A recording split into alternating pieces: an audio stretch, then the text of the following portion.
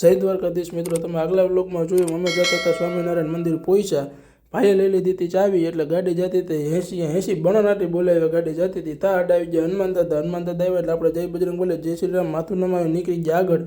જેવા આગળ નીકળ્યા હતા આડી આવી ગઈ ગાયું. આપણી પાસે ટાઈમ હતો ને એટલે આપણે ત્યાંથી નીકળી ગયા આગળ. હજી તો ત્યાંથી આગળ નીકળ્યા હતા આડી આવી ગઈ ભેયું. આ કેવું હટું ને મેં તો ભાઈ મારે થાય મોડું એટલે ભાઈએ માર્યો કાવો મારીને ભાઈ નીકળી ગયા આગળ. જેવો કાવો માર્યો ભેયું લાગ્યું ખોટું એટલે એની આગળ કરી લીધા ભાઈઓ બેરું ભેગા. આપણાથી કંઈ થાય એમ નહોતું એટલે હાથ પગ જોડીને વિનંતી કરીને માન નીકળ્યા. તા ભાળી ગયા આપણે બખાઈ આંબલી. રોડ ઉપર ગાડી ઊભી રાખીને આપણે ખાધી બખાઈ આંબલી. બખાઈ આંબલીનું દેશી નામ છે મિત્રો, તમને ખબર હોય તો કોમેન્ટ કરજો.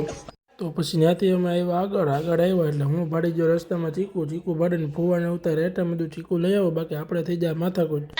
ફૂવા લઈ આવ્યો આપણે આટું ચીકુ, મને કે હાલે તારા આટું બોરે લઈ આવ્યો, માથાકૂટ ન કરતો એ કે.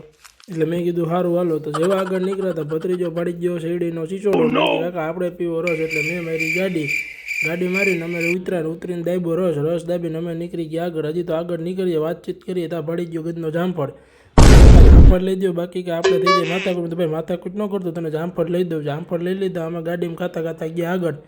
જેવા આગળ ગયા એટલે અમે ભાડ્યો ગેટની અંદર અમે આવી ગયા અને અમે મંદિરનો મેઇન ગેટ જોયો એટલે અમે જતા હતા અંદર. આ અંદરનો વિડીયો જોવો હોય તો મને લાઇક કરો, ફોલો કરો, સબસ્ક્રાઈબ કરો મિત્રો. જય દ્વારકાધીશ.